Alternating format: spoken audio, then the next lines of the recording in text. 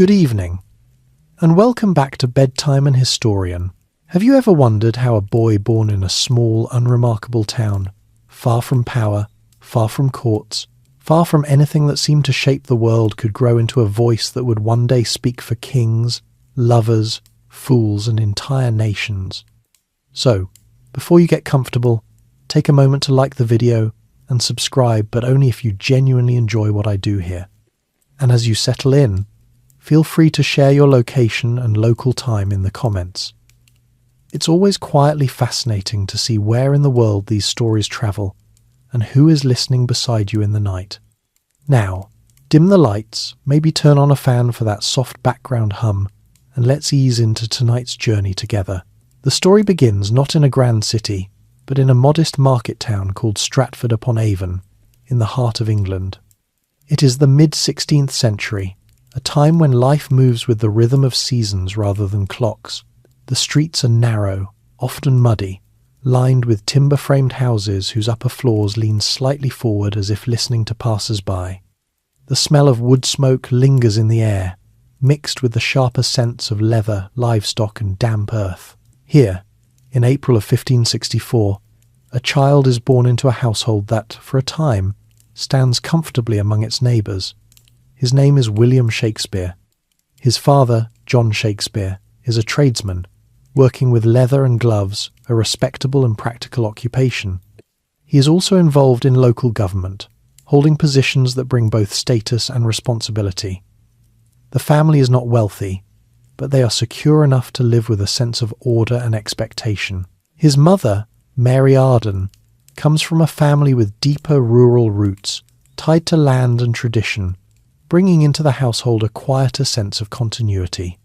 The home itself is busy, not silent or isolated. Children move through its rooms, and the daily work of living fills every corner. There is no clear separation between family life and labour. Food is prepared close to where goods are stored. Conversations happen alongside work, and the boundaries between public and private life are soft. For a child growing up here, observation is not a skill learned later. It is simply part of being present. Outside, Stratford is a place where everyone knows something about everyone else. News travels by voice rather than paper.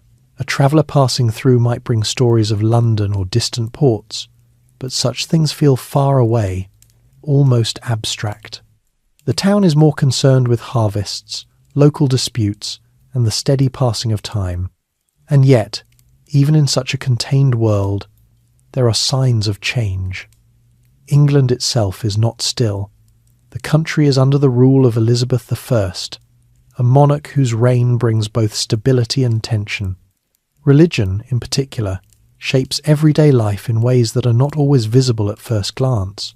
The country has moved through shifts between Catholic and Protestant practices, and while outward conformity is expected, private beliefs can still linger beneath the surface. For a child like William, these larger forces are not explained in formal terms. They are felt instead through small details, changes in church services, the tone of certain conversations, the careful way adults speak about authority. It is a world where what is said openly and what is understood quietly are not always the same. The River Avon moves slowly near the town, providing both practical support and a sense of quiet continuity. It carries goods, reflects the sky, and marks the passage of time in a way that feels steady and unhurried. Children play near its banks, and it becomes part of their sense of place without needing to be noticed directly. William's early years unfold within this environment, shaped less by dramatic events and more by the steady repetition of ordinary life. He watches how people behave when they are at ease, and how they behave when they are not. He notices how quickly moods can shift, how laughter can turn to irritation, how pride can appear in small gestures. These are not lessons given to him, they are patterns he begins to recognize simply by paying attention. Inside the household, his father's role in the community means that visitors sometimes come and go, bringing with them different ways of speaking and carrying themselves. These encounters, brief as they are, widen the boundaries of what William can imagine. He begins to understand, even at a young age, that people can live very different lives while sharing the same space. At the same time, there is an underlying sense of expectation. Families like the Shakespeares do not plan for distant fame or creative legacy. The future is usually practical, tied to trade, family, and continuation. A son is expected to learn, to contribute, and eventually to take on responsibilities of his own. There is little room, at least outwardly, for wandering ambition, and yet something quieter is forming. It is not visible in any single moment. There is no clear sign that this child will grow into anything beyond what is expected. But there is a habit of attention, a way of noticing how words are used, how people present themselves, how small differences in tone can change the meaning of what is said. In a town like Stratford, language is not ornamental. It is direct, practical, often shaped by necessity. But even within this simplicity, there is variation. A merchant speaks differently from a farmer. A local official chooses words more carefully than someone with nothing to protect. These differences, subtle as they may seem, begin to gather in William's mind.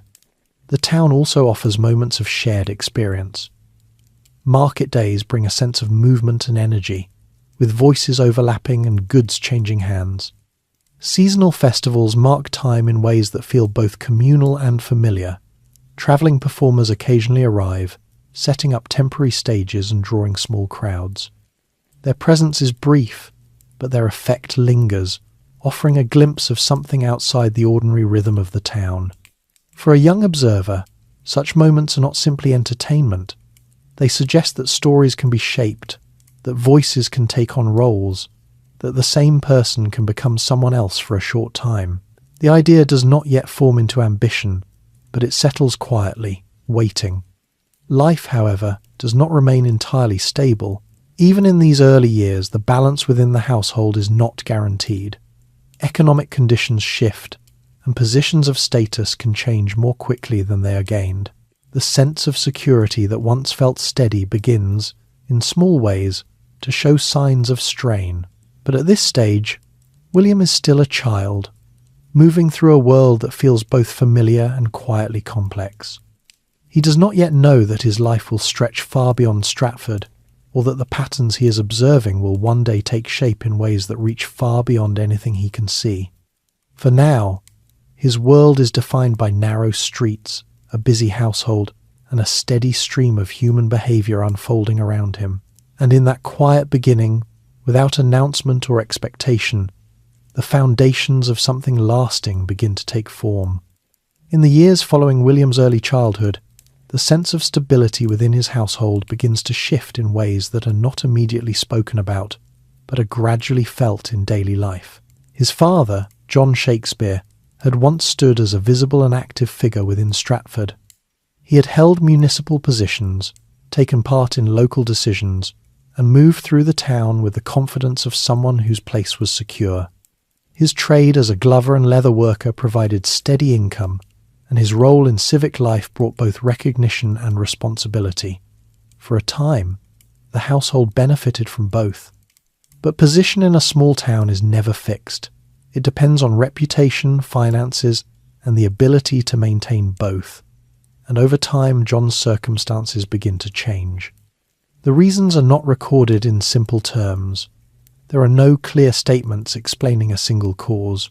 Instead, what remains are traces missed payments, legal difficulties, and a gradual withdrawal from public duties. He begins to attend council meetings less often. Fines appear in records where once there had been regular participation. The steady presence he once maintained in town life becomes uncertain. Inside the household, this change is not discussed in formal language. It appears instead in small adjustments. Expenses are watched more closely. Certain comforts become less frequent. The rhythm of the home remains, but with a quieter awareness that something has altered. For William, still young but no longer unaware, this shift introduces a different kind of understanding. He begins to see that status is not permanent, and that the way people are regarded can change without clear warning. The same neighbours who once treated his father with easy respect may now speak with a slightly different tone, not openly disrespectful, but more cautious, more measured. It is in these subtle differences that a child learns how social standing works, not through explanation, but through observation. The town itself continues its routines. Markets open, goods are traded, and local matters are discussed as they always have been. But for the Shakespeare household, participation in that life becomes less visible. John's absence from civic duties is noticed, even if it is not openly questioned. At the same time, the wider world continues to shape even the smallest communities. Under the rule of Elizabeth I, England is navigating a period of relative political stability, but religious and economic pressures remain close to the surface. Trade fluctuates, local industries rise and fall. The expectations placed on families do not ease simply because circumstances become more difficult. Within the home, Mary Arden provides a quieter form of steadiness. Her background, tied more closely to land and rural life, brings a different kind of resilience. While John's position had been connected to public roles and visible success, Mary's influence is less outward but no less important. She maintains the internal order of the household, ensuring that daily life continues even as external conditions become less certain. For William, this creates a balance between two ways of understanding the world. From his father, he has seen ambition, public life, and the importance of reputation. From his mother, he experiences continuity, routine, and the ability to endure change without drawing attention to it. As he grows older, he becomes more aware of how these forces interact. He notices how quickly confidence can turn into caution, how easily authority can be questioned once it begins to weaken. These are not lessons presented to him directly. They are patterns that reveal themselves over time, in tone of voice, in posture, in the way conversations shift depending on who is present. There is also the matter of expectation. In a household where resources are no longer as secure as they once were, each child's future becomes more significant. There is less room for uncertainty. A son is expected to contribute, to find a path that supports not only himself but, in some measure, the family as well. Yet William's path is not yet defined. He continues his schooling, where structure and discipline provide a different environment from the shifting atmosphere at home. The grammar school in Stratford offers a rigorous education, focused heavily on Latin language and classical texts. Students spend long hours translating, memorizing, and repeating passages, developing both precision in language and endurance in study. In this setting, William encounters voices far removed from his own time and place. Roman writers, historians, and poets present worlds of politics, ambition, conflict, and human behaviour that extend far beyond the boundaries of Stratford. These texts do not simply inform him, they expand the range of what can be imagined. At the same time, the discipline required to engage with them reinforces habits of attention and structure. Language is not used loosely. It is examined, shaped, and understood in relation to meaning and effect. This process, repeated daily, becomes part of how he thinks. Outside the classroom, the contrast between these learned worlds and his own surroundings remains clear. Stratford does not resemble ancient Rome. Its concerns are immediate and practical, but the underlying patterns, power, loyalty, conflict, reputation are present in both. William begins to recognize that while settings change, human behavior often follows familiar paths. Meanwhile, his father's situation continues to influence how the family is seen. There is no dramatic fall, no single moment that marks a clear turning point. Instead, there is a gradual adjustment in how others respond to them. Invitations may become less frequent. Opportunities that once seemed accessible may no longer be offered as readily. This quiet shift carries its own kind of pressure. It is not loud or urgent, but it is persistent. It suggests that the future cannot be taken for granted, that stability must be rebuilt or replaced. For a young person observing this, the effect is not immediate action but a growing awareness of uncertainty. The idea that life might require movement away from what is known, towards something not yet clear, begins to take shape, even if it is not yet acted upon. At the same time, Stratford itself remains a place of familiarity. Its streets, its routines, and its people continue to form the backdrop of daily life. The changes within the Shakespeare household do not alter the town's rhythm, but they do alter how the family moves within it. William continues to watch, to listen, and to learn not only from books, but from the quiet shifts happening around him. He sees how authority can fade, how respect can change, and how individuals respond when their position is no longer certain. These observations do not yet point him toward a specific future. They do not suggest a clear path or ambition, but they deepen his understanding of the world as something fluid rather than fixed, shaped as much by circumstance as by intention. And in that understanding, something important begins to settle. Not a plan, not a decision, but a readiness, a quiet awareness that life may require more than simply following what has been laid out. The boy who once moved through a stable and predictable household now grows within a space where change is present, even if it is not openly acknowledged.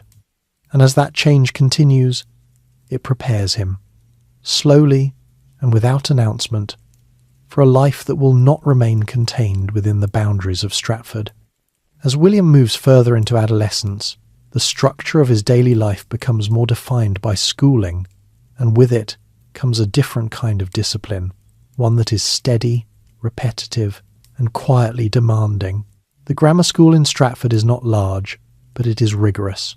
Attendance is expected, and the day begins early, often before the sun has fully settled into the sky.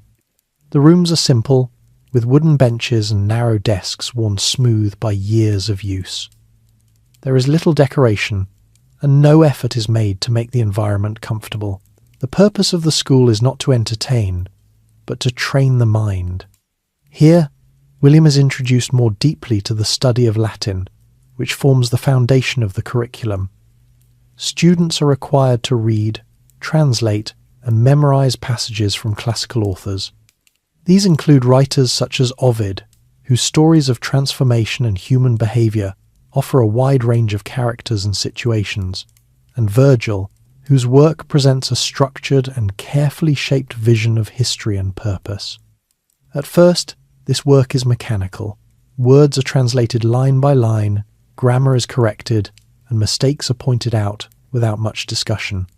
The process is repetitive, and progress is measured not by creativity but by accuracy. Yet over time, something begins to shift. Through constant exposure, the language becomes less foreign. The effort required to understand each sentence decreases, and the focus moves from simply decoding words to recognizing patterns within them. William begins to notice how meaning can be shaped by order, how emphasis can change depending on structure, and how the same idea can be expressed in different ways depending on choice. This is not presented to him as a creative exercise. It is simply part of the discipline of learning, but the effect is lasting. Language becomes something flexible rather than fixed, something that can be adjusted, refined, and shaped to produce a desired effect. Beyond language itself, the content of these texts introduces him to a wider range of human experience. The stories he reads are not limited to the concerns of a small English town. They include rulers, soldiers, travellers, and ordinary individuals placed in situations that test their decisions and character. Through these works, William encounters ideas of ambition, loyalty, betrayal, and consequence not as abstract concepts, but as lived experiences within the narratives. He begins to understand that human behaviour can be examined, not just observed, and that actions can be understood in relation to motivation and outcome. At the same time, the discipline of the school leaves little room for distraction. The schedule is long, and the expectations are clear. Students are expected to recite passages from memory, often standing before their peers and repeating lines with precision. Errors are corrected immediately, sometimes with little patience. This environment teaches more than language. It teaches endurance, attention to detail, and the ability to focus for extended periods. These habits, once formed, become part of how William approaches not only study, but observation more broadly. Outside the classroom, his awareness of the town continues to deepen. He is no longer simply a child moving through familiar surroundings. He begins to notice how roles are maintained, how certain individuals carry authority, and how others move carefully around them. He observes how merchants speak differently when dealing with customers compared to when they speak among themselves. He notices how local officials adjust their tone depending on who is present. Even in casual interactions, there is a quiet awareness of position and expectation. These patterns are not dramatic, but they are consistent. And because they are consistent, they become predictable. William begins to understand that people often present themselves differently depending on circumstance. A person who appears confident in one setting may be hesitant in another. Someone who speaks freely among friends may become cautious when addressing authority. These shifts are small, but they reveal something deeper about how individuals navigate their place in the world. At home, the changes within his family continue to shape his perspective. His father's reduced presence in public life remains a quiet influence, and the household maintains a careful balance between what is expressed and what is left unsaid. There is no open discussion of loss or decline. Instead, the focus remains on maintaining routine, continuing work, and meeting expectations. This approach does not remove uncertainty, but it contains it, keeping it from becoming overwhelming. For William, this creates an environment where observation becomes even more important. Without direct explanation, he learns to read situations for himself, to interpret tone and behavior in order to understand what is not being openly stated. At the same time, there are moments that offer a different kind of experience. Travelling players occasionally pass through Stratford, bringing with them performances that contrast sharply with the discipline of the classroom and the routines of daily life. They set up temporary stages, sometimes in open spaces, sometimes in courtyards, and present stories that draw small crowds. These performances are brief and often simple in their staging, but they introduce something that is not present in either school or home, the idea of transformation through role.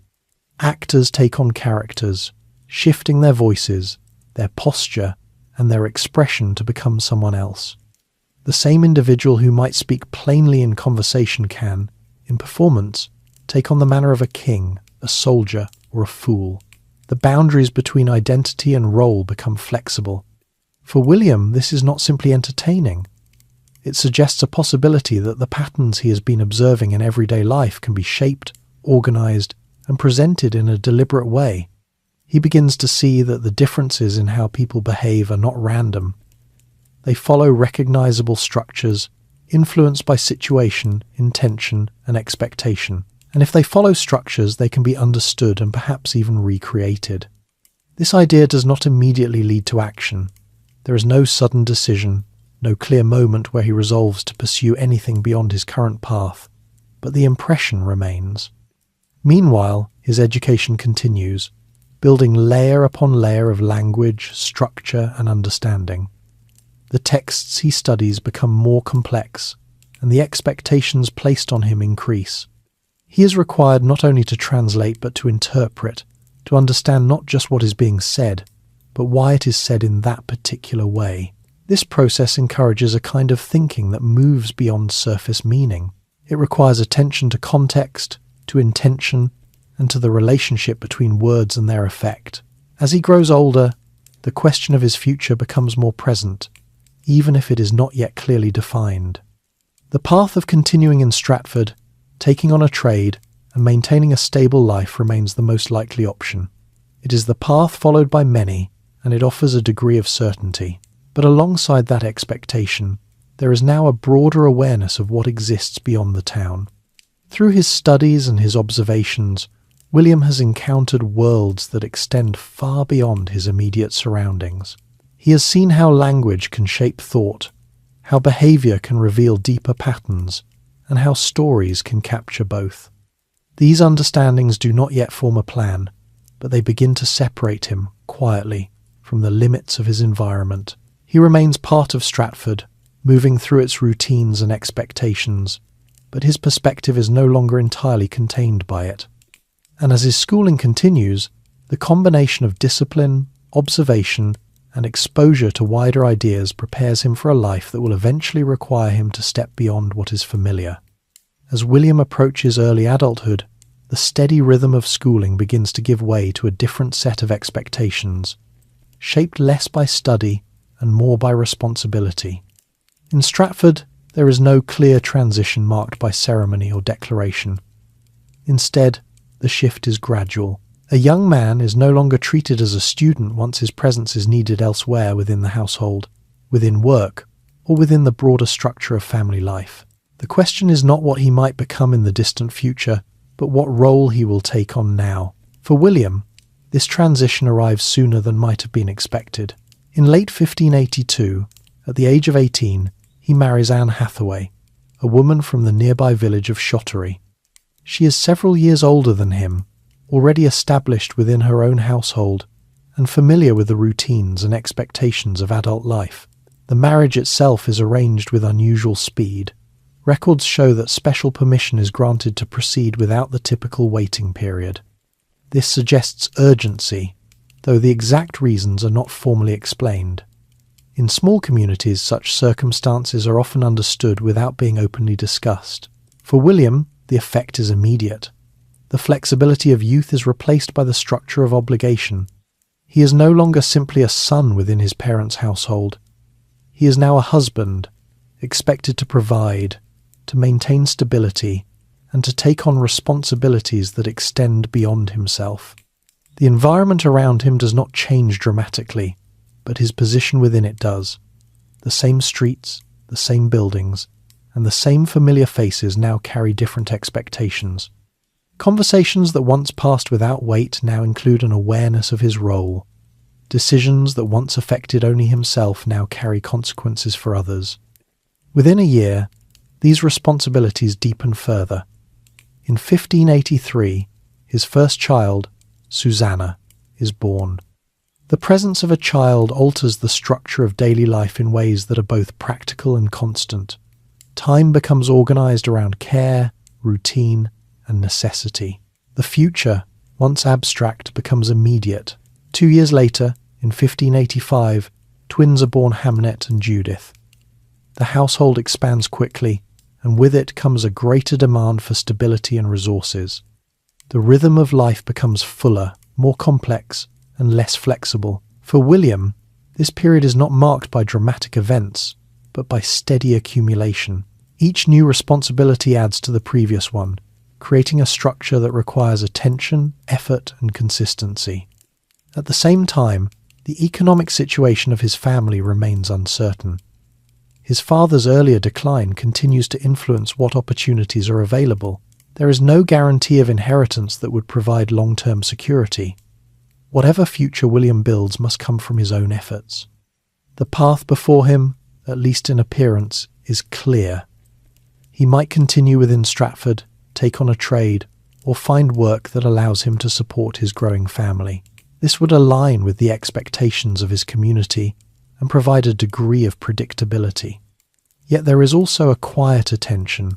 The habits of observation and the exposure to wider ideas that shaped his earlier years do not disappear simply because new responsibilities have arrived. They remain present, even if they are not outwardly expressed. He continues to notice how people speak, how they present themselves, and how their roles shift depending on circumstance. Within his own household, he experiences these dynamics more directly. Marriage brings together two individuals with their own habits, expectations, and ways of understanding the world. Daily life requires adjustment, compromise, and awareness of another person's perspective. Parenthood adds another layer. The needs of children are immediate and constant, requiring attention that cannot be delayed or set aside. This creates a different relationship with time, one that is structured not by personal choice, but by necessity. At the same time, the wider town continues its routines. Stratford does not pause for individual changes. Markets open, trades continue, and local matters proceed as they always have. Within this steady environment, William's personal life grows more complex, even as the world around him appears unchanged. There are also larger forces at work, though they remain distant in daily experience. England under Elizabeth I continues to maintain political stability, but economic pressures and social expectations remain present. Opportunities are not evenly distributed, and movement between social positions is not easily achieved. For a young man with a growing family, these conditions create a practical question: how to secure a future that is not limited by the uncertainties already visible in his own household. The answer is not immediate, and it is not recorded in clear terms. What is known is that, within a few years, William's presence in Stratford becomes less certain. This period, often referred to as the beginning of his lost years, is marked by an absence of detailed records. There are no clear accounts of his activities, no formal documentation that explains where he is or what he is doing. What remains are possibilities, suggested by later references and by the trajectory of his life. What can be understood, however, is the pressure that precedes this absence. Responsibility, uncertainty, and limited opportunity create conditions that often lead individuals to seek change. The decision to leave a familiar environment is rarely sudden. It develops over time, shaped by necessity as much as by ambition. For William, the idea of remaining in Stratford may have begun to feel increasingly constrained. The town offers stability, but also limitation. The paths available within it are known, and while they provide structure, they do not necessarily allow for significant change in circumstance. At the same time, the awareness of a larger world introduced through education, observation, and occasional glimpses of travelling performers remains present. It suggests that other possibilities exist, even if they are not clearly defined. The contrast between these two realities, what is available and what might be possible, creates a quiet tension. Within his household, the demands of daily life continue without pause. There is no space for extended reflection or uncertainty. Food must be prepared, children must be cared for, and work must be done. The structure of responsibility does not allow for hesitation. And yet, beneath that structure, the question remains. It is not expressed openly, and it does not lead immediately to action, but it grows, shaped by the conditions around him and the awareness he has developed over time. How does one move beyond what is given? How does one build something different from what has already been experienced? There is no single answer, and no clear moment where the decision is made. But as the years pass, and as the pressures of responsibility and limitation continue to shape his life, the possibility of change becomes more than an abstract idea. At some point in the later 1580s, William Shakespeare's presence in Stratford becomes uncertain, not in a dramatic or recorded departure, but in a quiet absence that leaves behind more questions than answers. There is no document that describes the moment he leaves. No written account explains his decision, his route, or even the exact year. Instead, what remains is a gap in the record, a period where his life is not formally tracked. This span of time will later be called his lost years, not because nothing happened, but because what did happen was not preserved in detail. Yet absence itself can still be understood through context. By this time, William is a husband and a father of 3 young children. His responsibilities are clear, and his circumstances are not especially secure. Stratford offers familiarity, but limited opportunity for advancement. His father's earlier decline continues to shape what is available to him, and the expectations placed upon him do not leave much room for uncertainty. To leave under such conditions is not a casual decision.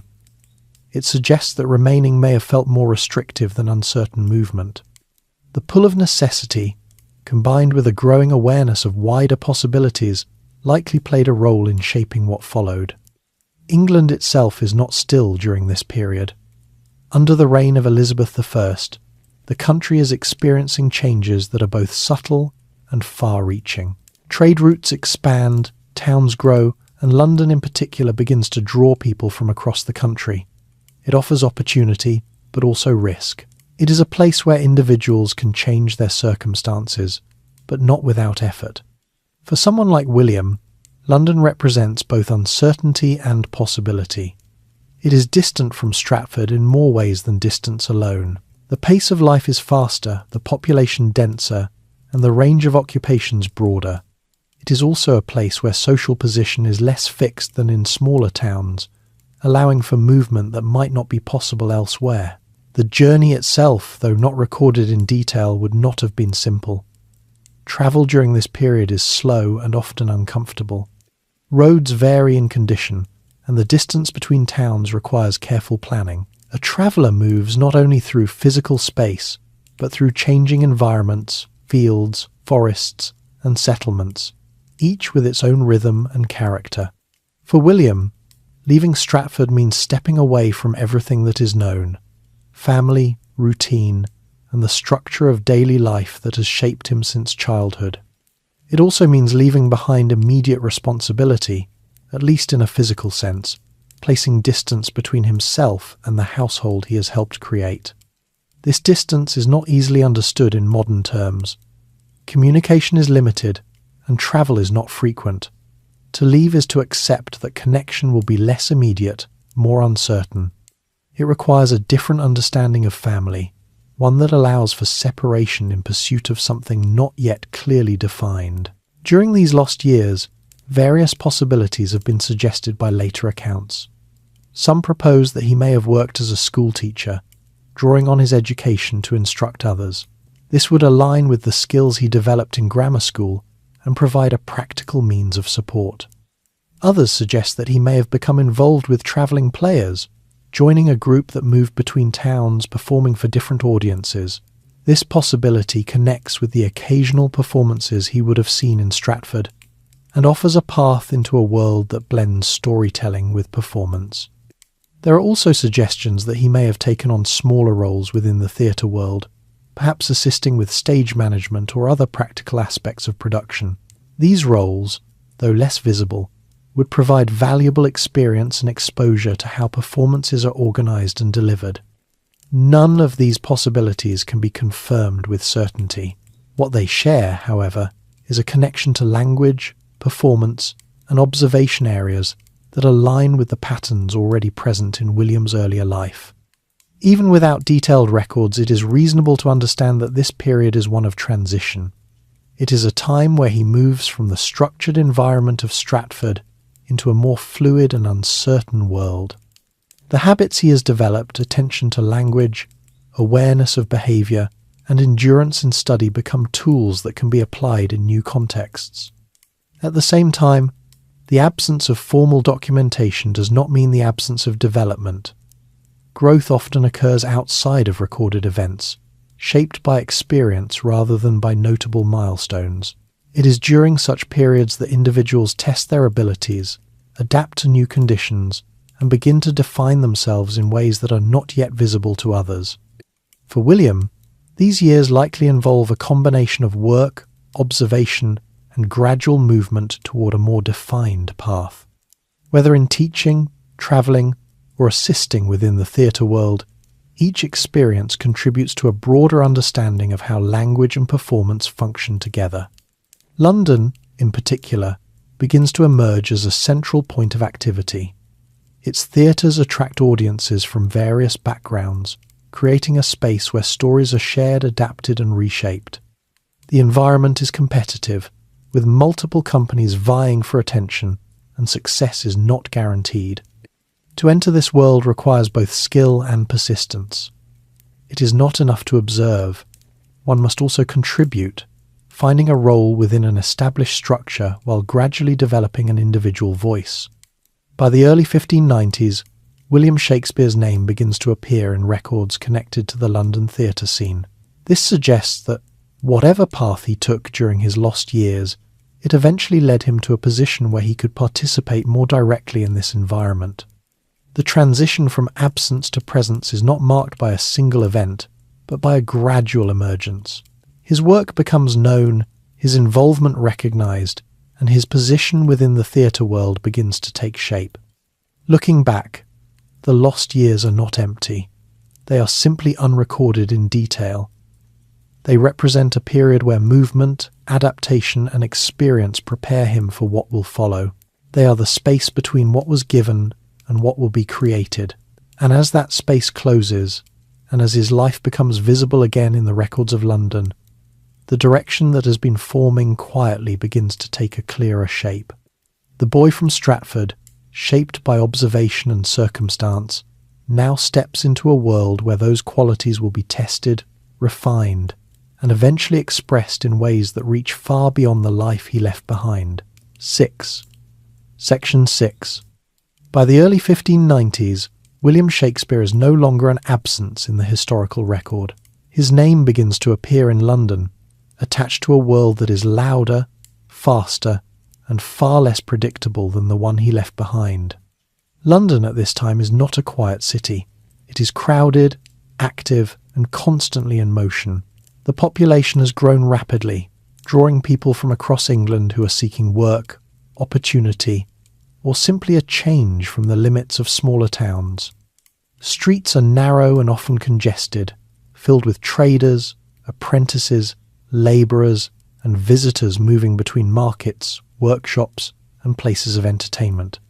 The air carries a mix of smells, food being prepared, waste being removed, smoke rising from hearths, and the presence of the nearby Thames, which serves both as a route for transport and a reminder of the city's dependence on trade.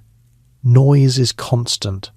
Voices overlap, carts move over uneven ground, and the daily activity of thousands of people creates a steady background of sound.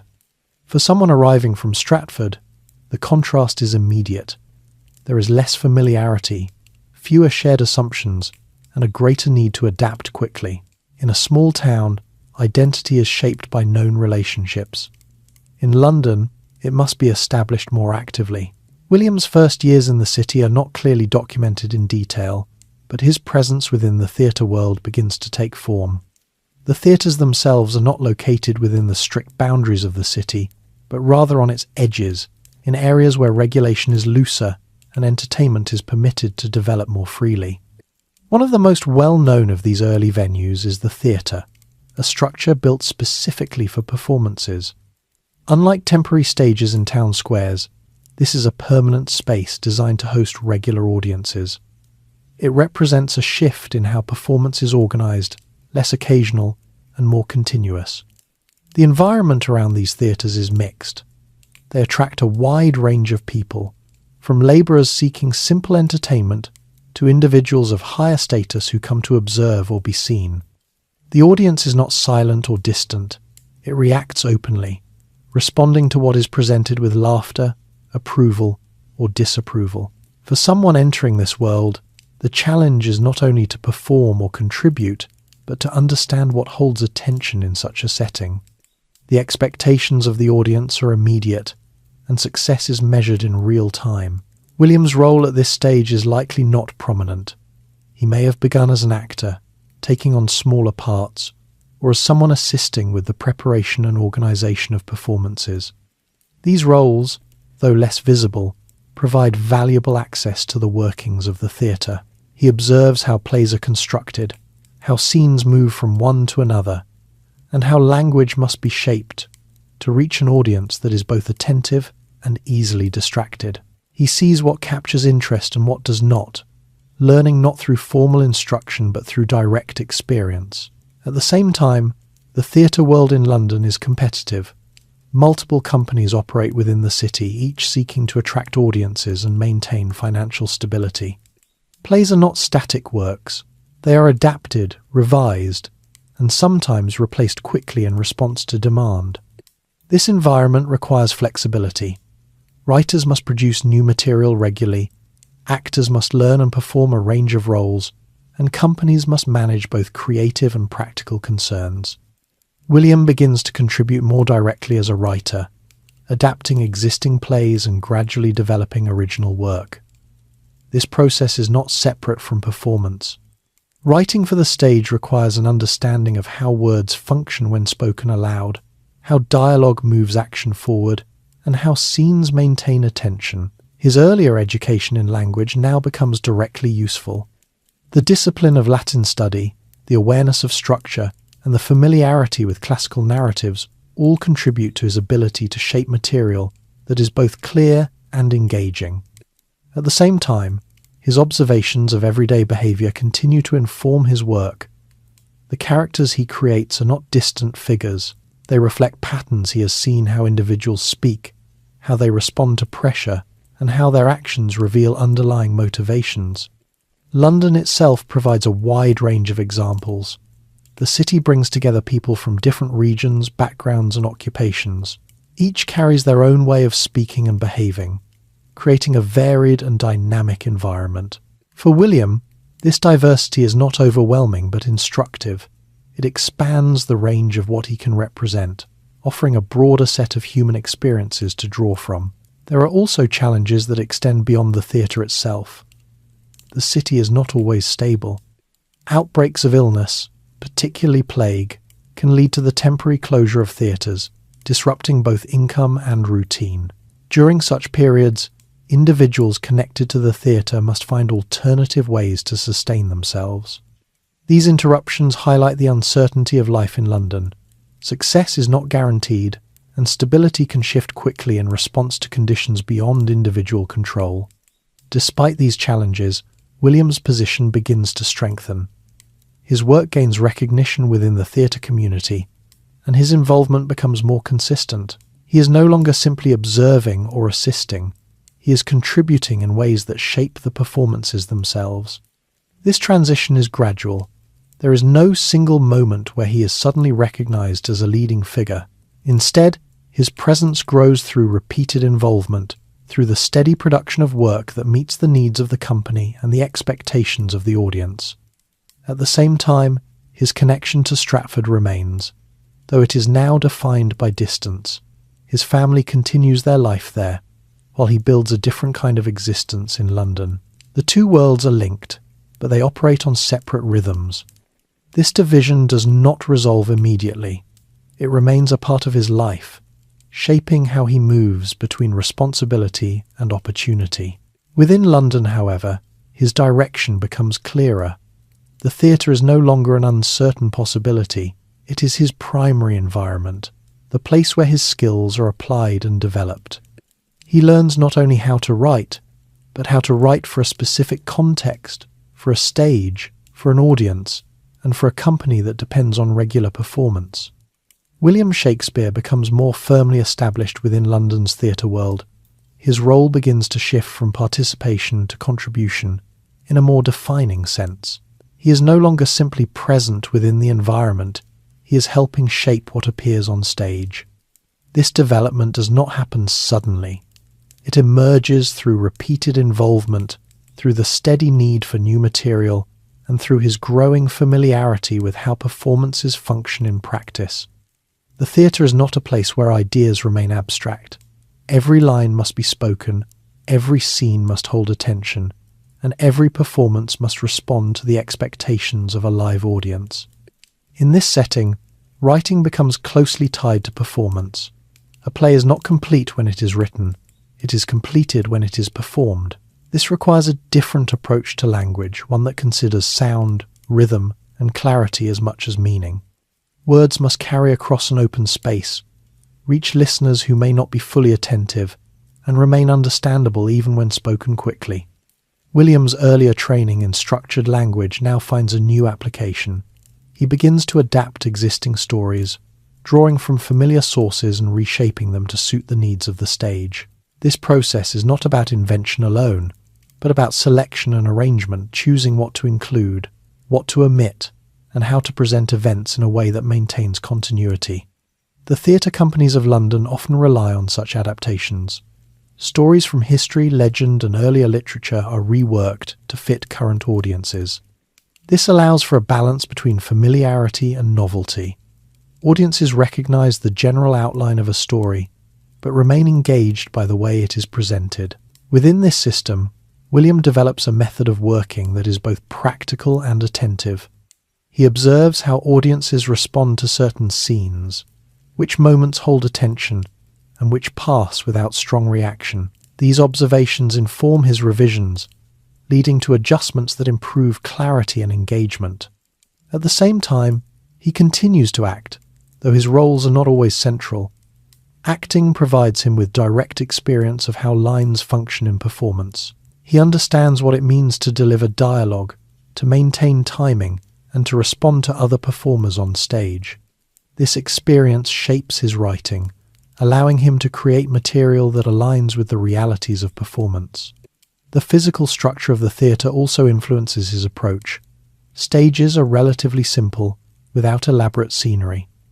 This places greater emphasis on language to establish setting and action. A location must be conveyed through description and dialogue rather than visual representation. Time must be managed through transitions that are clear without being explicitly stated. These constraints do not limit his work, they define it. They require a focus on essentials, on what must be communicated and how it can be done efficiently. Over time, this leads to a style that is both direct and flexible, capable of adapting to different types of stories. The environment around the theatre continues to provide a wide range of material. London's population brings together individuals from different regions and social positions, each with their own way of speaking and behaving. This diversity offers a continuous source of observation. William pays attention to these differences. He notices how language changes depending on context, how individuals adjust their speech when addressing someone of higher status, and how informal conversation differs from formal expression. These variations begin to appear in his writing, giving his characters distinct voices. The theatre companies themselves operate as organised groups, with clear roles and shared responsibilities. Each member contributes to the overall production, whether through acting, writing, or managing practical aspects of performance. This structure provides stability, allowing for regular work and consistent output. Within this system, William's position becomes more secure. His contributions are recognised, and he becomes a reliable source of material for the company. This reliability is important. The theatre depends on a steady supply of plays, and those who can provide them consistently are valued. At the same time, the competitive nature of the theatre world remains present. Other companies produce their own plays, attracting audiences with different styles and approaches. Success is not permanent, and maintaining attention requires ongoing effort. William responds to this environment not by repeating the same approach, but by adjusting his work to meet changing expectations. He explores different types of stories, varying tone and structure while maintaining clarity. This flexibility allows him to remain relevant within a dynamic setting. There are also moments when external conditions affect the theatre. Outbreaks of illness can lead to temporary closures, interrupting performances and limiting income. During such times, writers and actors must adapt, sometimes focusing on other forms of work or waiting for conditions to improve. These interruptions, though disruptive, do not halt development. They provide time for reflection and revision, allowing for adjustments that can be applied when performances resume. As William continues to work, his confidence in his role increases. He is no longer uncertain about his place within the theatre. He understands the demands of the environment and has developed the skills needed to meet them. His writing becomes more assured, his ability to structure scenes more refined, and his understanding of audience response more precise. These developments are not marked by a single achievement, but by consistent improvement over time. At the same time, his connection to Stratford remains part of his life, though it is now distant. His family continues their routines there, while he remains in London, focused on his work. The separation is not resolved, but it becomes an accepted part of his circumstances. Within London, however, his identity becomes increasingly tied to the theatre. It is the space where his abilities are recognised and where his efforts produce visible results. It offers both challenge and opportunity, requiring ongoing attention but also providing a path forward. As the 1590s progress, William Shakespeare's position within London's theatre world becomes more visible, not through sudden acclaim, but through steady and recognisable presence. His name begins to circulate more consistently among those connected to performance, writing and patronage. He is no longer only part of a working company, he is becoming known for what he produces within it. This recognition develops in a practical way. His plays are performed repeatedly, and audiences return. The success of a play during this period is not measured by printed copies or long-term preservation, but by immediate response. A play that holds attention, that brings in paying spectators, and that can be performed again without losing interest becomes valuable.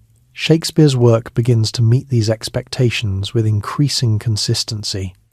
At the same time, the theatre world itself is becoming more organised. Companies are not informal groups but structured enterprises, often operating under the protection of noble patrons. This arrangement provides a degree of legitimacy and stability, allowing performances to continue with less interference from authorities who might otherwise view public gatherings with suspicion. Within this system, writers who can produce reliable material are essential. Shakespeare's ability to adapt stories, develop dialogue that works in performance, and respond to audience expectations places him in a position of growing importance. His contributions are not occasional. They are part of the ongoing operation of the company. There is also a shift in how his work is perceived by others in the literary community. Not all responses are supportive. In 1592, a writer named Robert Greene makes reference to Shakespeare in a published text, describing him in terms that suggest both recognition and criticism. The remark indicates that Shakespeare is seen as someone who has risen within the theatre world, perhaps more quickly than others expected. Such criticism is not unusual in a competitive environment. The theatre attracts individuals with different backgrounds and levels of formal education, and tensions can arise between those who follow traditional paths and those who find success through practical experience. For Shakespeare, this moment reflects not rejection but visibility. His work has reached a level where it is noticed beyond his immediate circle. At the same time, he continues to write and refine his approach. His early histories and comedies begin to take clearer shape, drawing from both classical sources and English chronicles. These plays do not present history as distant or fixed. They bring it into a form that can be experienced directly by an audience. Through these works, he explores themes of leadership, loyalty, and the consequences of decisions made under pressure. These are not presented in abstract terms. They are shown through characters whose actions reflect both intention and limitation. His comedies, in contrast, focus more on social interaction, misunderstanding, and resolution.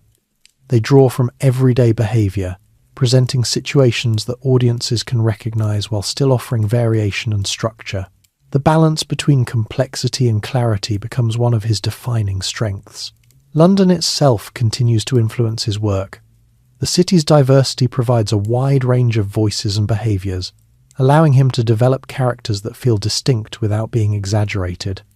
He observes how individuals from different backgrounds interact, how language shifts depending on context, and how social expectations shape behaviour. This attention to detail allows his plays to function on multiple levels. They can be understood immediately by those seeking straightforward entertainment, while also offering more subtle observations for those who look more closely. At the same time, the practical demands of the theatre remain constant. New plays are required regularly, and revisions are often necessary to maintain audience interest. Shakespeare works within this cycle, producing material that aligns with the needs of the company while continuing to develop his own approach. There are also periods of disruption. Outbreaks of plague lead to the temporary closure of theatres, interrupting performances and limiting income.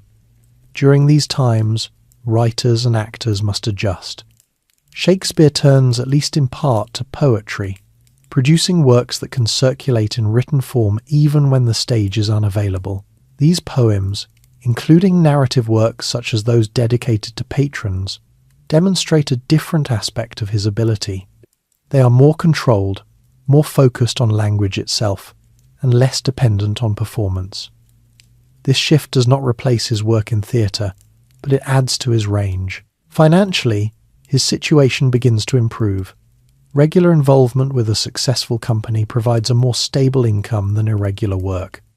This stability allows him to consider longer-term plans, including investments and the possibility of securing a more permanent position within society. Despite this progress, his life remains divided between London and Stratford. His family continues to live in the town where he began, while his work keeps him in the city. The distance is managed rather than resolved, becoming part of the structure of his life. As his recognition grows, so does his confidence in his role.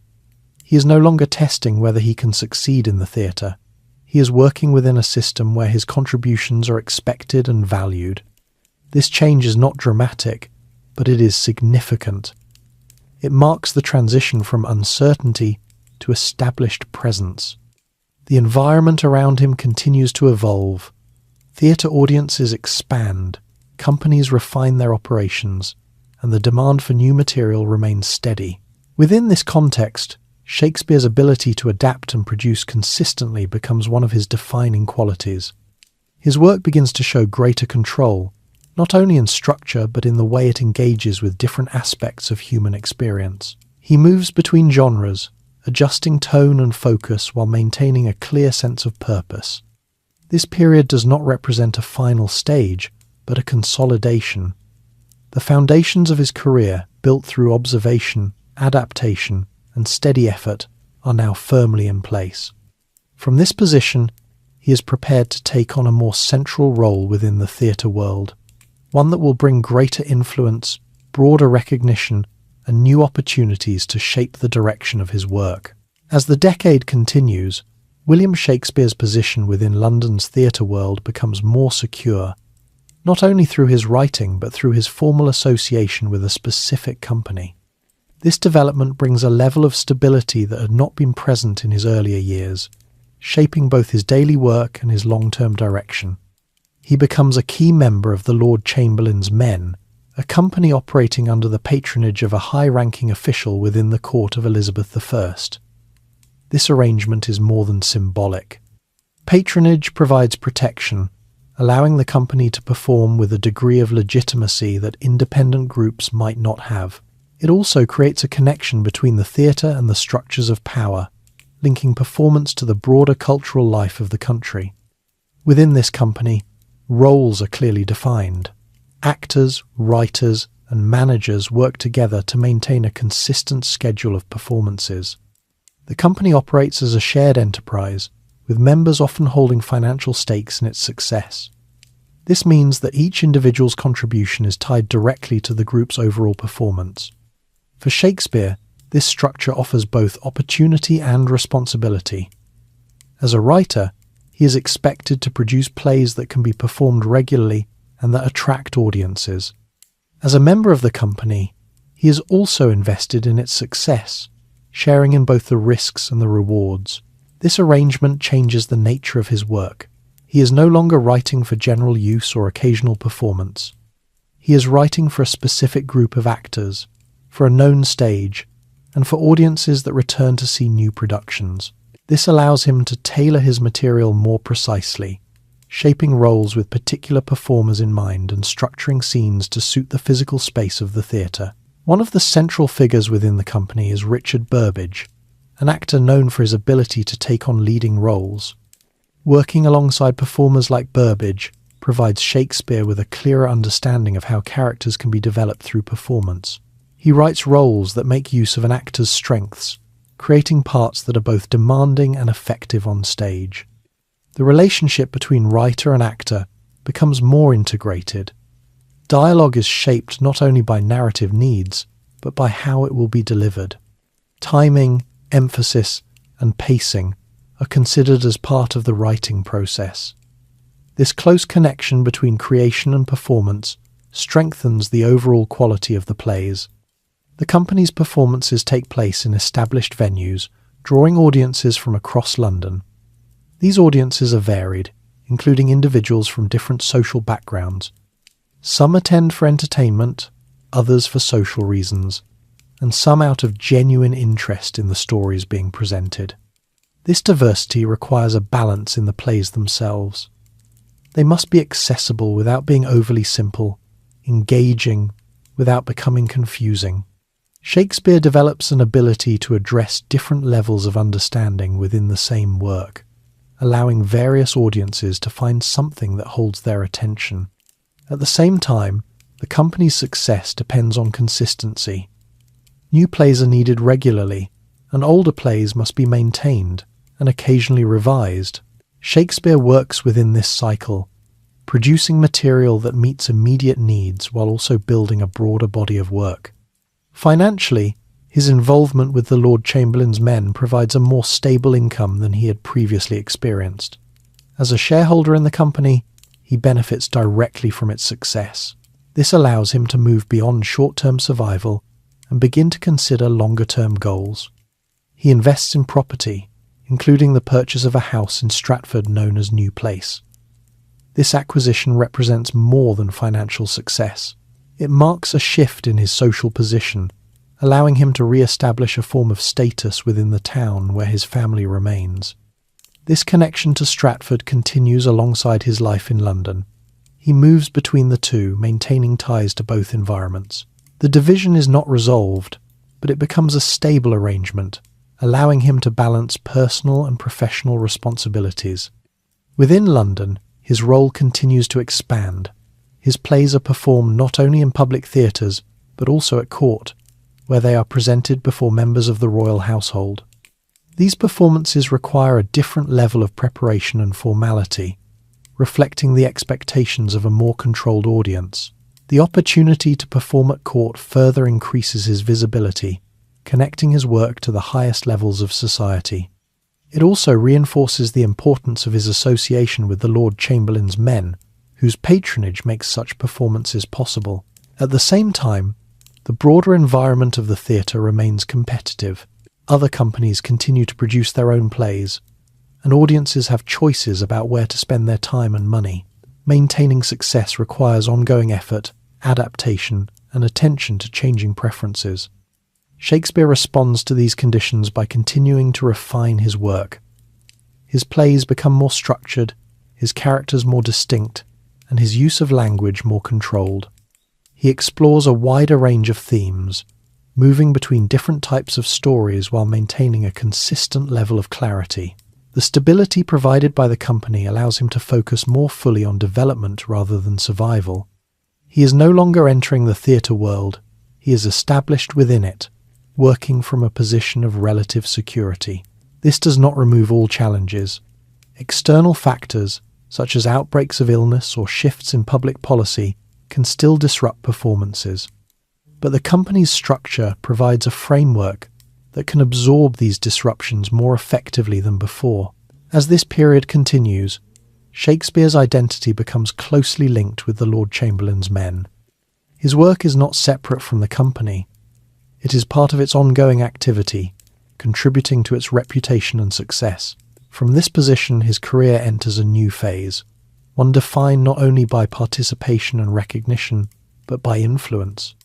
The foundation has been established, and the conditions are now in place for a period of sustained creativity and expansion. The new century, William Shakespeare's work reaches a stage where structure, environment, and opportunity align more closely than at any previous point in his life. This alignment is not accidental. It is the result of years of steady involvement, adaptation, and the gradual strengthening of his position within the Lord Chamberlain's men. A central development during this time is the creation of a new performance space, one that becomes closely associated with both the company and Shakespeare's work, Globe Theatre. The Globe is not built from entirely new materials. Instead, it is constructed in part from the timber of an earlier theatre, carefully dismantled and transported across the River Thames. This process reflects the practical nature of the theatre world. Resources are reused, structures are adapted, and continuity is maintained through change. The new theatre provides a more permanent and controlled environment for performances. Its open-air design allows for large audiences, while its circular structure creates a sense of shared space between performers and spectators. The stage extends into the audience area, reducing the distance between those who act and those who watch. For Shakespeare, this space offers both opportunity and constraint. The size of the theatre allows for larger audiences, increasing the potential reach of each performance. At the same time, the open structure requires that language remain clear and effective, capable of carrying across the space without losing meaning. He adapts his writing to suit these conditions. Scenes are structured to maintain movement, avoiding long periods of stillness that might weaken audience attention. Dialogue is shaped to be both expressive and direct, ensuring that it can be followed even in a setting where distractions are present. The Globe also reinforces the collaborative nature of the company. As a shareholder, Shakespeare has a direct stake in the theatre's success. The financial and creative aspects of his work are now closely connected. A successful play does not only bring recognition, it contributes to the stability of the enterprise as a whole. This connection encourages a careful balance between creativity and practicality. Plays must be engaging, but they must also function reliably within the performance schedule. They must attract audiences, but also be manageable for actors and stage crews. During this period, Shakespeare's writing shows increased confidence and control. He is no longer experimenting with structure in the same way he might have in earlier years. Instead, he refines his approach, developing plays that are both cohesive and adaptable. He continues to draw from a variety of sources, including historical accounts and earlier literary works, but his handling of these materials becomes more assured. He is not simply retelling stories, he is shaping them to fit the needs of the stage and the expectations of his audience. The Globe itself becomes a central part of London's cultural life. It attracts a wide range of spectators, from those seeking entertainment to those interested in the social experience of attending performances. The theatre operates regularly, providing a consistent venue for the company's work. At the same time, the broader context of England continues to influence the environment in which these plays are produced. The later years of Elizabeth I's reign bring both continuity and quiet tension. Questions of succession and political stability exist beneath the surface, even if they are not openly discussed in everyday life. These conditions create a background that informs the themes explored in Shakespeare's work. While his plays are not direct commentaries on current events, they often reflect broader concerns about leadership, authority, and the consequences of decisions made at the highest levels. Within the Globe, these themes are presented through structured narratives that allow audiences to engage with complex ideas in an accessible way. The stage becomes a space where different perspectives can be explored, not through direct argument, but through the actions and outcomes of characters. Shakespeare's role within the company continues to expand. He is no longer simply a contributor, he is a central figure whose work helps define the company's identity. His plays are expected, relied upon, and integrated into the regular operation of the theatre. This position allows him to focus more fully on the development of his writing. He refines his use of language, adjusts pacing, and explores a wider range of character types. His understanding of audience response becomes more precise, allowing him to anticipate how different elements of a play will be received. At the same time, the demands of production remain constant. The company requires a steady supply of new material, and revisions are often necessary to maintain engagement. Shakespeare works within this cycle, balancing innovation with consistency. His connection to Stratford remains part of his life, though it is now supported by increased financial stability. His investments allow him to maintain a presence in the town while continuing his work in London. The division between these two worlds becomes more manageable, even if it is not entirely resolved. The Globe also serves as a physical representation of his career's progression. It is a space built through the combined efforts of the company, reflecting both their past and their future. For Shakespeare, it provides a setting where his work can be presented consistently, reaching audiences on a scale that was not previously possible. As this period continues, his writing reaches a level of maturity that reflects both experience and control. He is no longer adapting to the theatre. He is working within it with a clear understanding of its demands and possibilities. The alignment of environment, structure, and opportunity creates conditions that support a period of sustained productivity. From this position, his work begins to expand further, exploring different aspects of human experience with increasing depth. The Globe stands at the centre of this development not as a symbol of achievement, but as a practical space where ideas are shaped, tested, and shared. And within that space, Shakespeare's work continues to grow, moving toward a phase where both the range and the complexity of his writing will deepen further. As William Shakespeare continues working within the steady rhythm of the Globe Theatre, his writing begins to show a clearer distinction in tone and structure, particularly in the plays that fall into the category of comedy. These works do not simply aim to amuse. They reflect a careful observation of how people interact in everyday life, shaped into situations that allow misunderstanding, tension, and eventual resolution to unfold in a controlled way. Comedy in this context is not separate from reality. It draws directly from it. The settings may vary, some taking place in imagined locations, others in environments that resemble familiar social spaces, but the behaviour within them reflects patterns that audiences recognise. Shakespeare builds these plays around interactions rather than events. The focus is often on how individuals respond to one another, how assumptions are formed, and how those assumptions lead to confusion. Misunderstandings are not presented as accidents alone. They arise from the way people interpret what they see and hear. This approach allows him to explore human behaviour without requiring dramatic or extreme circumstances. A misplaced letter, a mistaken identity, or a conversation overheard in part can set the structure of an entire play into motion. The outcomes depend not on large external forces, but on how characters process and respond to information. At the same time, the resolution of these situations follows a consistent pattern. Confusion is clarified, relationships are restored or redefined, and the structure of the social world is brought back into balance. This does not happen through sudden revelation, but through gradual adjustment, as characters come to understand what has occurred. The language used in these plays reflects this balance. It is flexible, allowing for both clarity and variation. Dialogue moves quickly, with exchanges that reveal character while also advancing the situation. Humour emerges not only from what is said, but from how it is said and how it is received.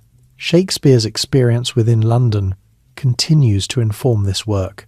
The city provides a wide range of social interactions, offering examples of how individuals from different backgrounds communicate and behave. He observes how tone shifts depending on context, how formality changes with status, and how individuals present themselves differently in public and private settings. These observations appear in his characters. Each is given a distinct way of speaking, shaped by their position and perspective. This variety allows audiences to recognize differences without needing explicit explanation. The language itself becomes a marker of identity. At the same time, the structure of the theatre continues to influence how these plays are written. The open-air design of the Globe Theatre requires that dialogue remain clear and audible. Scenes must maintain movement, ensuring that attention does not drift. This encourages a pacing that is steady, with transitions that are easy to follow. The audience, as always, remains central to the process. Their responses, laughter, attention, or distraction provide immediate feedback. Shakespeare adjusts his work accordingly, refining elements that succeed and reconsidering those that do not hold interest. Within the company, collaboration continues to shape the final form of each play. Actors bring their own interpretation to roles, influencing how lines are delivered and how scenes are structured. This interaction between writing and performance remains a defining feature of the theatre. As these comedies develop, they also contribute to Shakespeare's growing reputation.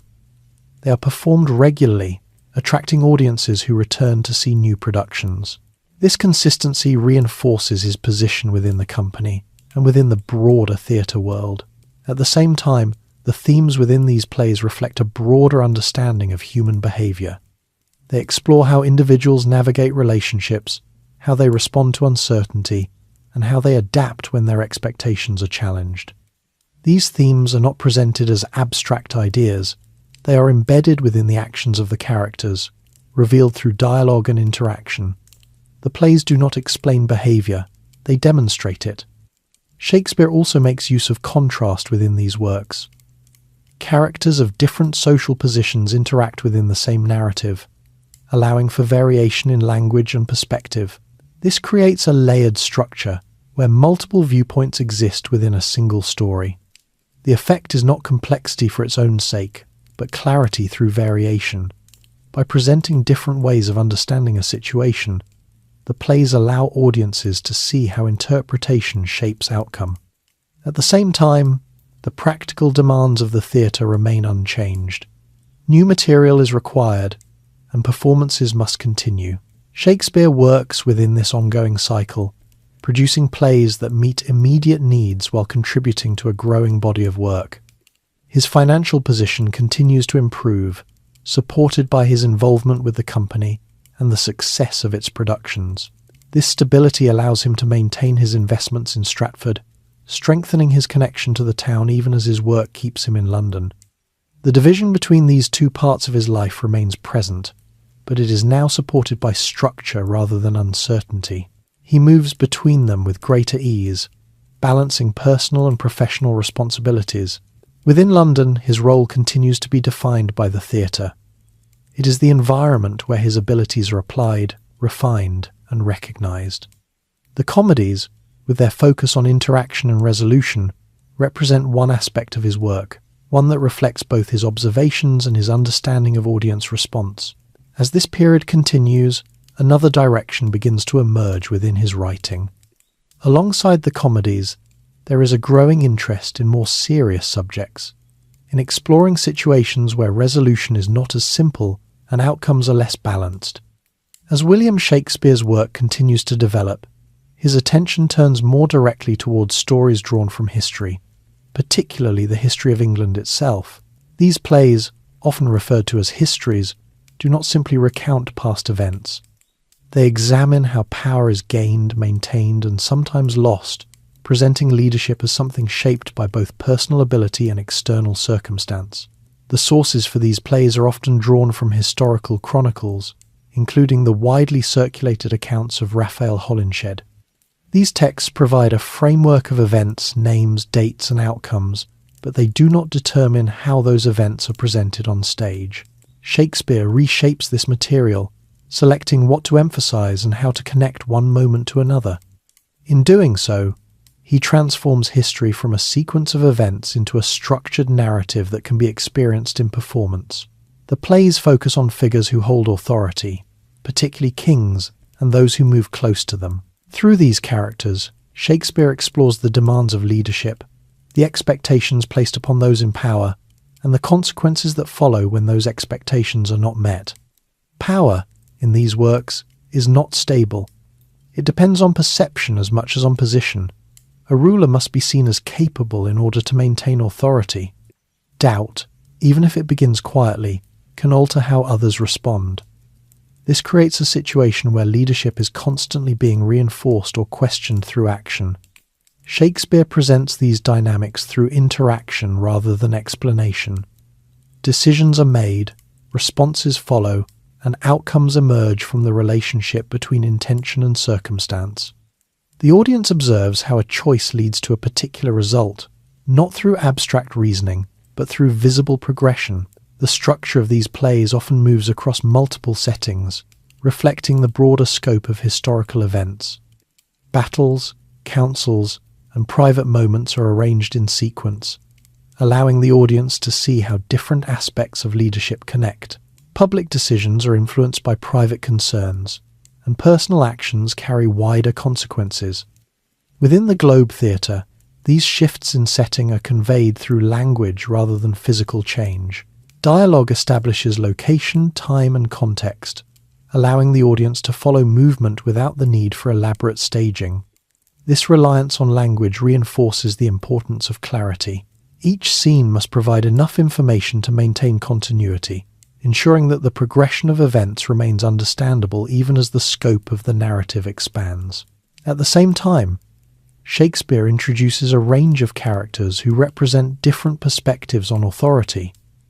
Some are closely connected to the centre of power, while others exist at a distance from it.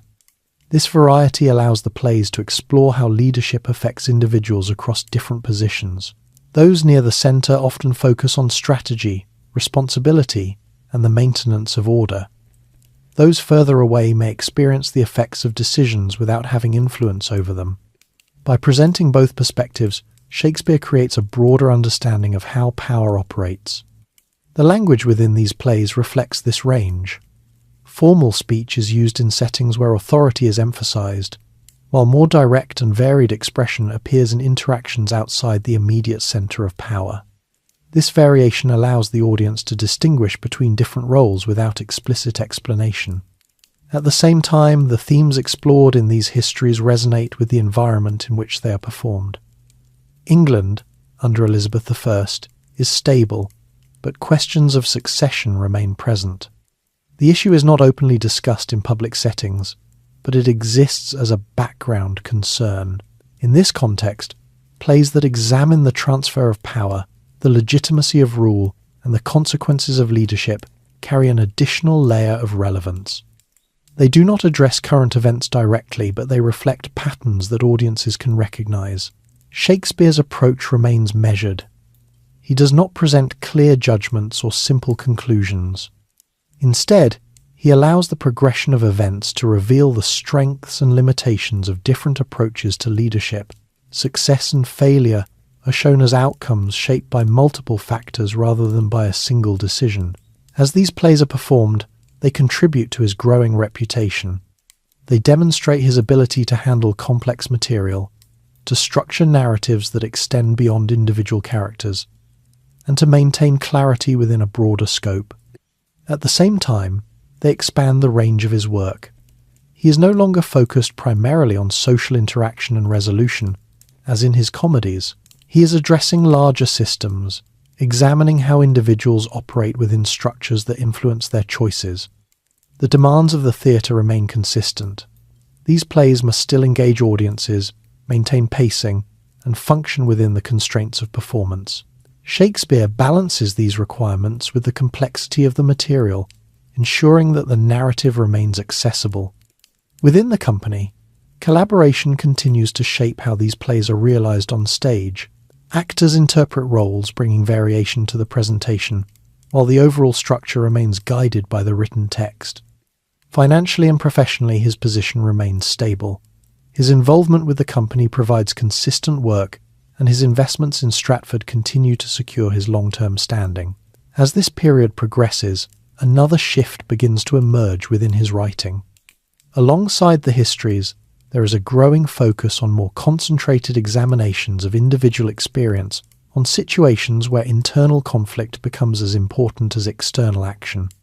As William Shakespeare moves further into the early years of the 17th century, his writing begins to shift in a noticeable way. The broader scope of the histories gives way to a more concentrated focus on individual experience. The plays that emerge during this period are often described as tragedies, not because they are defined by sadness alone, but because they examine how decisions, once made, lead to consequences that cannot easily be reversed. In these works, the structure becomes more centered on a single character or a small group of individuals. The narrative follows their actions closely, tracing how thought, intention, and circumstance interact over time. The scale is not necessarily smaller, but the attention is more focused, allowing for a deeper examination of how choices are formed and carried out. Shakespeare approaches these subjects without overt judgment. He does not present characters as simply right or wrong. Instead, he shows how their decisions emerge from a combination of personal traits and external pressures. This creates a sense of progression where outcomes feel connected to earlier moments, even if those connections are not immediately clear. One of the plays that reflects this shift is Hamlet, which centers on a character navigating uncertainty, responsibility, and the difficulty of determining the appropriate course of action. The focus is not on external events alone, but on the process of thinking and deciding. Similarly, in Macbeth, the narrative examines how ambition interacts with opportunity, and how actions taken to secure a position can lead to further consequences that extend beyond initial intention. The structure of the play follows the development of these actions, showing how each step creates conditions for the next. Another example, King Lear, explores the relationship between authority and judgment. presenting a situation where decisions made at the highest level influence not only the individual, but also those around them. The focus remains on how understanding, or the lack of it, shapes outcomes. Within the Globe Theatre, these plays require a different kind of attention from the audience. The pacing remains steady, but the emphasis shifts towards sustained observation. Scenes are structured to allow for reflection as well as action, giving space for the development of ideas alongside events. The language in these works reflects this change. It becomes more controlled, with greater attention to how thoughts are expressed and how meaning unfolds over time. Dialogue often carries multiple layers, allowing characters to reveal both what they intend and what they are uncertain about. At the same time, Shakespeare continues to draw from his observations of everyday behaviour. The situations presented in these plays, while sometimes involving figures of high status, reflect patterns that can be recognised more broadly. The way individuals respond to pressure, how they justify their actions, and how they interpret the behaviour of others remain consistent elements. The environment of London continues to provide context for this work.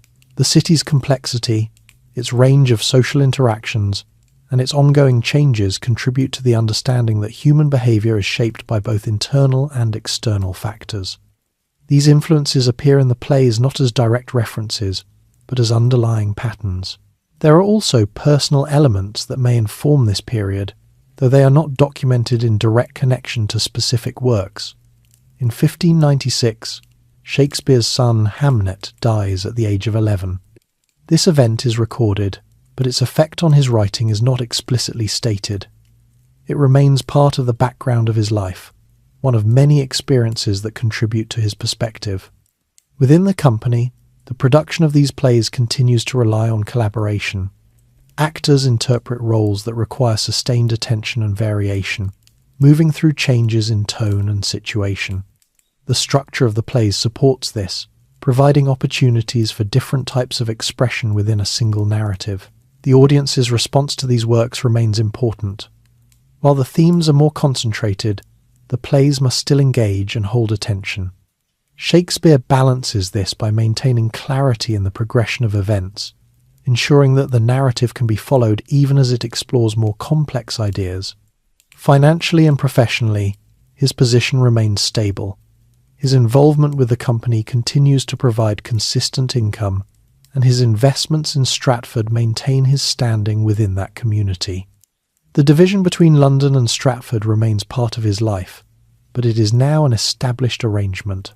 As this period continues, the tragedies represent a deepening of his approach to storytelling. They do not replace his earlier work, but they expand the range of what he addresses. They allow for a more detailed examination of how individuals think, decide, and respond to the outcomes of their actions. By the time William Shakespeare is well established in London, his name is no longer confined to the circle of actors and playwrights who work alongside him. It begins to move outward, spoken in different places, carried by people who have seen his plays, heard of his success, or formed their own impressions from a distance. In a city like London, reputation does not spread in a single direction. It moves through overlapping groups: actors, apprentices, merchants, students, and travellers, each repeating what they have seen or heard, often adding small adjustments along the way. A name becomes familiar not through official recognition, but through repeated mention. Shakespeare is by this point one of those names. Among those connected to the theatre, he is known as reliable, consistent, and productive. His ability to provide new material regularly makes him valuable within his company. Actors depend on his writing, and the company depends on the audience that his plays continue to attract. But outside that immediate circle, the understanding of who he is becomes less precise. Some know him as a writer whose plays are performed at the Globe. Others know him only as a man from Stratford who has done well for himself in London. There are those who are aware of his growing financial success, his investments, his property, and who measure his achievements in practical terms rather than artistic ones. There are also quieter observations. It is noted, in some circles, that he is not formally educated in the same way as certain other writers of the time. He does not come from a university background, and this becomes a point of discussion. For some, it raises questions about how he has achieved his position. For others, it is simply part of his identity, a reflection of a different path into the world of writing. These observations do not form a single opinion. They exist side by side, sometimes overlapping, sometimes contradicting one another. There are also suggestions, never fully confirmed, that he works quickly, that his plays are shaped as much by necessity as by intention. The steady demand for new material requires efficiency, and this becomes part of how his work is understood. Some view this as a strength, others as a limitation. In certain literary circles, where writing is approached more as a scholarly pursuit, there is occasional skepticism. His work is seen as effective for the stage, but not always aligned with the expectations of formal literature. This distinction reflects the difference between writing for performance and writing for reading, two practices that do not always overlap. At the same time, the audience offers a different perspective. Those who attend performances respond not to questions of background or method, but to the experience itself. They return to the theatre, they watch the plays unfold, and they recognize something within them that holds attention. For these individuals, his reputation is shaped by what they see and hear, rather than by how his work is categorized. In this way, his identity becomes layered. To the company, he is a working playwright and shareholder.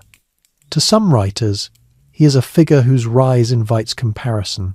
To audiences, he is a source of familiar and engaging stories. To those in Stratford, he is a man who has achieved a level of success that extends beyond the town. These layers do not resolve into a single fixed image. They remain separate, forming a reputation that is both visible and uncertain. There are also practical signs of his success that contribute to how he is perceived. His purchase of property, including new place in Stratford, signals financial stability. This is not a common achievement for someone connected to the theatre, a profession that is often seen as unstable. Such actions influence how others speak about him. Success in material terms provides a form of validation that is easily understood, even by those who have not seen his work. It suggests that his position is not temporary, but established. At the same time, his personal presence remains relatively understated.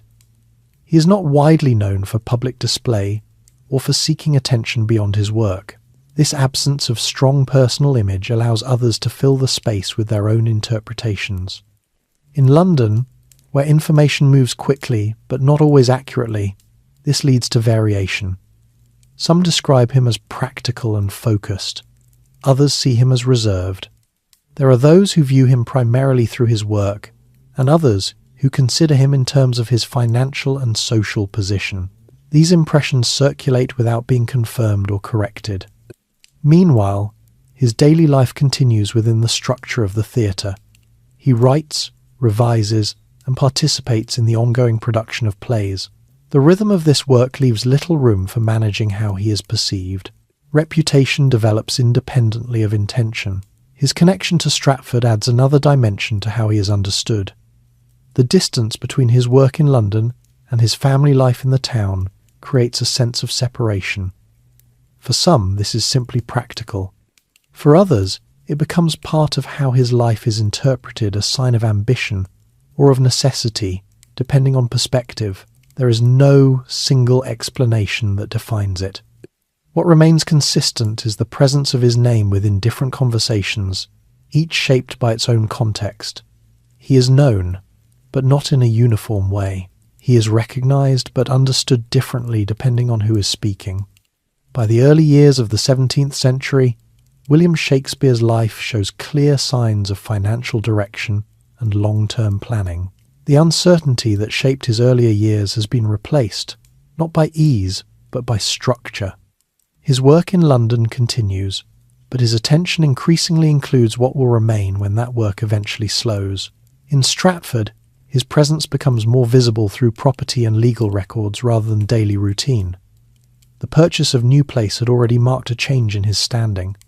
It is one of the larger houses in the town, situated in a position that reflects both comfort and recognition. Owning such a property alters how he is regarded locally, placing him among those with established means rather than those dependent on trade alone. This change is reinforced through additional investments. He acquires land, secures rights connected to agricultural production, and becomes involved in transactions that extend beyond immediate necessity. These actions are practical, focused on stability rather than display. They suggest an understanding that income from the theatre, while steady for now, may not remain so indefinitely. Such decisions are not unusual among those who achieve financial success in uncertain professions. Property provides continuity. It is visible, measurable, and less dependent on changing conditions than performance-based income. In Stratford, these investments reshape how he is perceived. He is no longer seen primarily as the son of John Shakespeare, whose earlier decline had affected the family's position. Instead, he is recognized as someone who has re-established and extended that position through his own efforts. Local records reflect this shift. His name appears in connection with transactions, disputes, and agreements that indicate active participation in the economic life of the town. These are not symbolic entries. They represent real involvement in the management of property and resources. At the same time, his household in Stratford continues to operate with a steady rhythm. Anne Hathaway remains at the centre of daily life there, managing responsibilities that require consistency and attention. The routines of the household are shaped by practical needs, maintenance, food, and the ongoing care of property. The children, now older, move toward their own roles within the structure of the town. Their lives are shaped more directly by Stratford than by London, even as their father's work continues in the city. In London, Shakespeare's involvement with the theatre remains active. His position within the company is stable, and his work continues to be performed regularly at the Globe Theatre. The demands of writing and production persist, but they are now part of a system he understands fully. His approach to work during this period reflects both experience and efficiency. He writes with a clear sense of what is required, structuring plays that can be integrated into the company's schedule without unnecessary complication. Revisions are made as needed, and the process of production continues without interruption. At the same time, his financial decisions suggest a gradual shift in focus. While he remains engaged in the theatre, his investments in Stratford indicate an awareness that his long-term stability will depend on more than continued writing. This dual focus creates a balance between present activity and future planning. London provides income and opportunity, while Stratford offers permanence and continuity. The two are not in conflict, but they serve different purposes. There are also signs of increased recognition beyond the theatre itself. His association with a successful company, combined with his financial standing, places him in a position where his name carries weight in different contexts. He is not only a playwright, but a property owner and investor. This broader identity influences how he is regarded, particularly in Stratford. Success in London is acknowledged, but it is his tangible presence in the town through property and participation that solidifies his position. At the same time, the broader environment of England continues to change. In 1603, the death of Elizabeth I brings an end to a long and stable reign. The transition to new leadership introduces adjustments within the structure of patronage, including changes that affect the theatre. The Lord Chamberlain's men become the King's men, under the patronage of the new monarch. This shift reinforces the company's status, providing continued support and recognition. For Shakespeare, it means that his work remains connected to the highest levels of society, even as the political context evolves. This continuity within change reflects the broader pattern of his life. Conditions shift, but the structures he has built allow him to adapt without disruption. His work continues, his investments hold, and his position remains secure. As the years progress, there is a gradual sense that his involvement in London, while still active, is no longer the sole focus of his attention. The balance begins to move, slowly, towards Stratford. This is not a sudden withdrawal. It is a measured adjustment, shaped by the accumulation of years and the practical considerations of maintaining what has been built. His writing continues, but with a different sense of pacing. The urgency that once drove constant production is less pronounced. There is space for reflection, for shaping work with a broader view of its place within his career. At the same time, his presence in Stratford becomes more consistent. The house, the land, and the connections within the town provide a setting that is no longer secondary, but increasingly central. In the later phase of William Shakespeare's career, the pace of his work begins to change in a way that is noticeable not through sudden reduction, but through a different kind of attention. The steady demand for new material continues, yet the structure of what he produces shifts, reflecting a quieter and more measured approach. The plays from this period move away from the sustained tension seen in earlier tragedies. They still involve difficulty, uncertainty, and separation, but these elements are approached with a different sense of progression. Instead of leading toward irreversible outcomes, the narratives allow for resolution, often through recognition, reconciliation, or the passage of time. Works such as The Tempest and The Winter's Tale illustrate this change. They are structured around situations that begin with disruption, but gradually move toward restoration. The focus is not on the moment of conflict itself, but on what follows it, how individuals adjust, reconsider, and arrive at a different understanding. The pacing within these plays reflects this approach. Scenes are arranged to allow movement without urgency. Events unfold with enough space for the audience to follow changes in situation and perspective. The structure remains clear, but the emphasis shifts from intensity to continuity. Within the Globe Theatre, these plays function effectively because they maintain engagement while offering a different kind of experience. The audience is not drawn primarily by rapid development or sharp turns, but by the steady progression toward resolution. Language continues to play a central role. It remains precise and adaptable, capable of conveying both immediate action and gradual change. The dialogue supports the movement of the narrative without requiring abrupt transitions. At the same time, Shakespeare's involvement in the theatre appears to become more selective. He continues to write, but not with the same frequency as in earlier years. There is a sense that his work is now guided by choice rather than by necessity. This change aligns with his increasing presence in Stratford. His investments and property there provide a stable foundation, allowing him to spend more time away from the constant activity of London. The balance between the two locations shifts, with Stratford becoming more central to his daily life. In Stratford, the environment differs significantly from that of London. The pace is slower, and the routines are shaped by local needs rather than by the demands of performance. The house at New Place offers space and continuity, providing a setting where daily life can proceed without the interruptions that characterize the city. His role within the town is now well established. He is recognized not only as someone who has achieved success elsewhere, but as a property owner and participant in local affairs. His presence carries weight, supported by both his financial position and his continued connection to the community.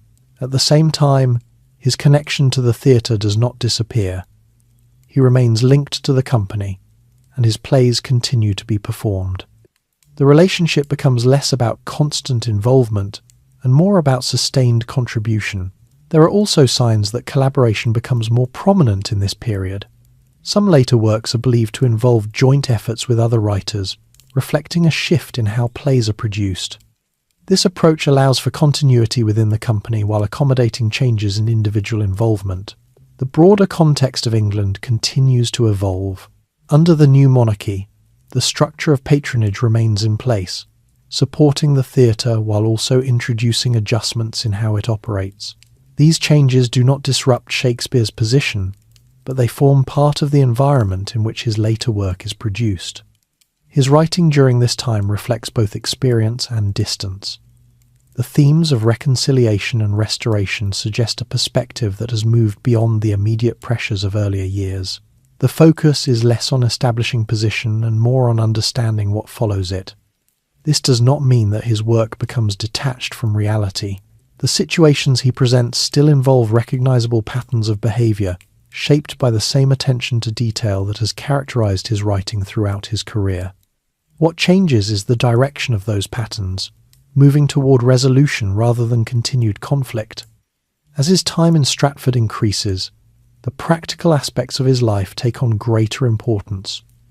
Property must be managed, agreements maintained, and local relationships sustained. These responsibilities provide a different kind of structure, one that does not depend on the rhythm of the theatre. The transition between these two environments, London and Stratford, becomes less frequent. Travel continues, but it is no longer the central feature of his routine.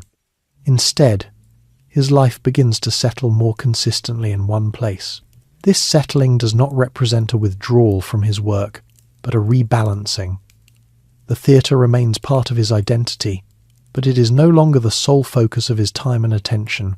In the final stretch of William Shakespeare's life, the movement between London and Stratford slows until it becomes less a pattern and more a transition that has already taken place. Stratford is no longer the place he returns to between periods of work. It becomes the place where his days are most often spent.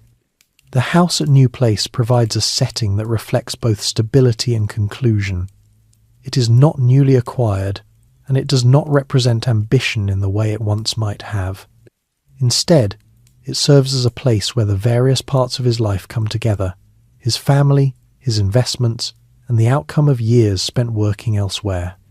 Daily life here follows a different rhythm from that of London. There are no rehearsals, no constant preparation for performance, and no immediate pressure to produce new material.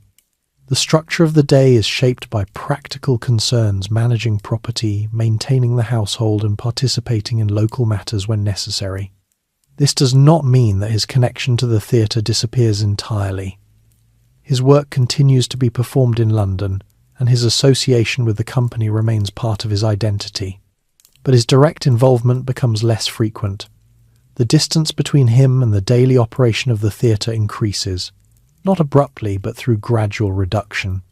In Stratford, his presence is more consistent. He is recognised as a property owner and as someone who has achieved a level of success that extends beyond the town. This recognition is grounded in visible signs: his house, his land, and his participation in local transactions. At the same time, his personal life remains shaped by earlier patterns. His marriage to Anne Hathaway continues within the structure that has been established over many years. Their lives have been defined by periods of distance and return, and this history informs their daily interactions. The household includes not only family members but also the routines and responsibilities that come with maintaining property. Servants, labourers, and others connected to the household contribute to its operation, creating a network of activity that supports daily life. The town itself remains familiar. Its streets, its markets, and its seasonal rhythms have not changed in fundamental ways. What has changed is Shakespeare's position within it. He is no longer a young man moving through the town with uncertain prospects. He is an established figure, known for both his success and his return. There are also practical matters that require attention. Legal documents from this period show his involvement in property transactions, agreements, and the management of resources. These activities are not dramatic, but they are essential.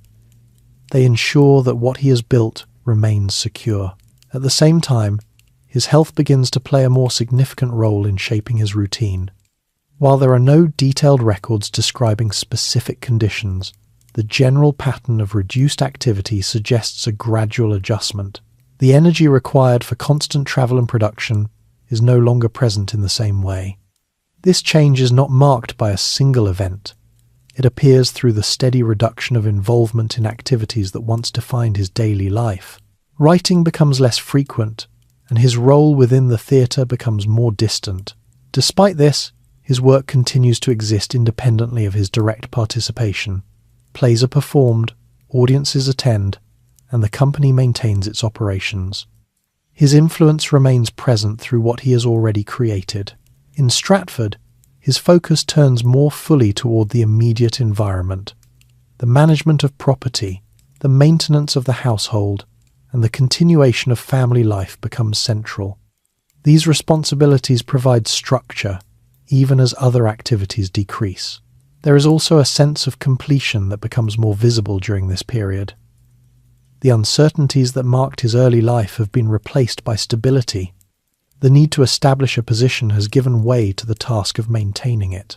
This does not mean that his life becomes inactive, rather it becomes more contained, centered within a single location rather than divided between multiple demands. The broader world continues to move around him. London remains active, the theatre continues, and the political and social environment evolves, but his direct engagement with these changes is reduced. He is no longer at the centre of these developments, but remains connected to them through his work. As the years progress, the balance of his life settles more firmly in Stratford. The house, the town, and the routines of daily living provide a consistent framework that contrasts with the earlier phases of movement and change. In the final years of William Shakespeare's life, there is no sudden conclusion, no single defining moment that separates what came before from what follows. Instead, there is a gradual quieting of activity, shaped by time, routine, and the natural limits that come with age. He remains in Stratford, where the structure of his daily life has already settled. The house at New Place continues to serve as the centre of his world. Its rooms, once a sign of achievement, now function simply as part of an established routine spaces where work is no longer urgent and where the pace of life follows familiar patterns. The town itself continues as it always has. Markets open and close, seasons pass, and the rhythm of local life remains steady. For those around him, Shakespeare is not defined solely by his work in London. He is a landowner, a member of the community, and a figure whose presence is part of the town's ongoing life. At the same time, his connection to the theatre continues indirectly. His plays remain in performance, carried forward by the company with which he had long been associated. Audiences in London continue to gather, watching stories that he shaped years earlier, even as he is no longer directly involved in their production. This separation between creator and creation becomes more apparent during this period. The work continues without his active participation, existing as part of a larger system that no longer depends on his daily input. In 1616, at the age of 52, William Shakespeare dies in Stratford. The record of his death is simple, without extended detail. It notes the event, the date, and the place, marking the end of a life that had moved between two distinct worlds. He is buried in the church of the town, where a marker is placed to indicate his resting place. The inscription, practical in tone, reflects a concern with preservation rather than elaboration.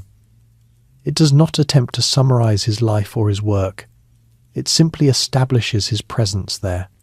In the years that follow, his work does not immediately transform into something fixed or fully preserved. Plays continue to be performed, adapted, and revised as part of the theatre's ongoing activity.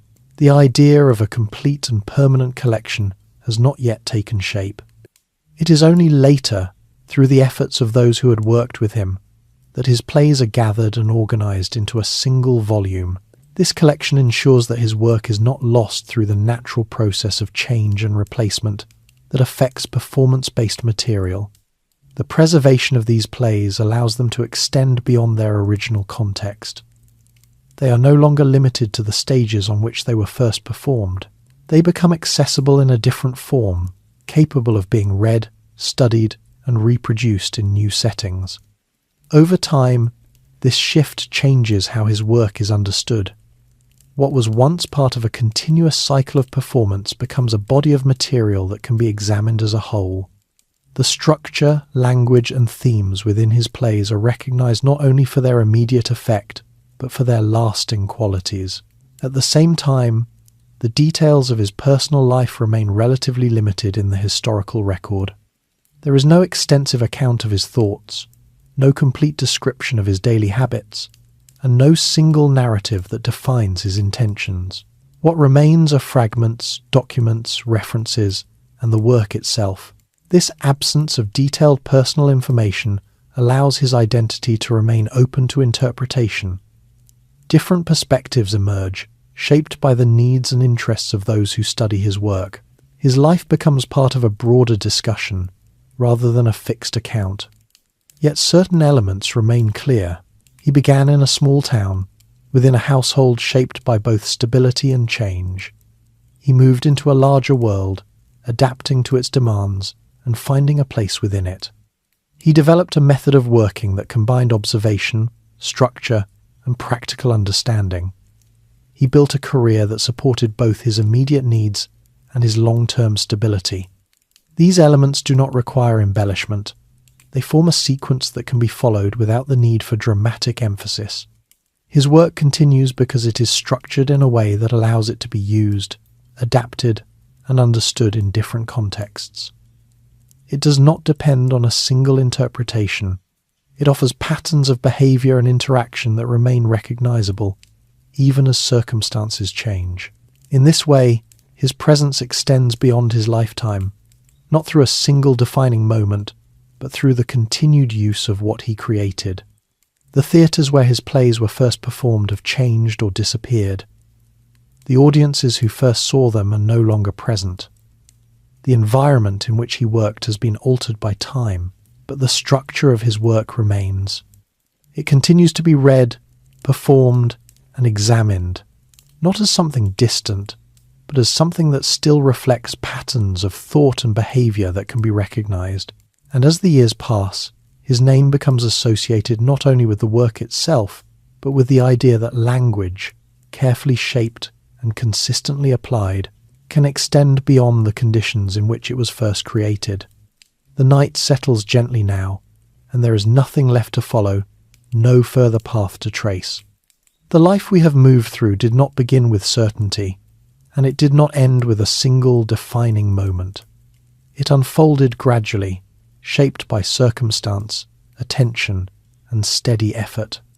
If you imagine Stratford at dusk, the light lowering across the roofs, the narrow streets becoming still, you can almost sense how such a life would come to rest, not abruptly, but as part of a rhythm that continues beyond any one person. The same river moves past the town as it always has. The same quiet patterns of daily life continue, unchanged in their pace, even as individuals come and go. And somewhere within that stillness, the idea remains that what is built carefully, over time, does not disappear quickly. So there is no need to hold on to every detail, or to follow every step again. Let it settle. Let the sounds of the day fade, the movement slow, and the thoughts become lighter. You've followed the journey from a small town into a wider world, and back again.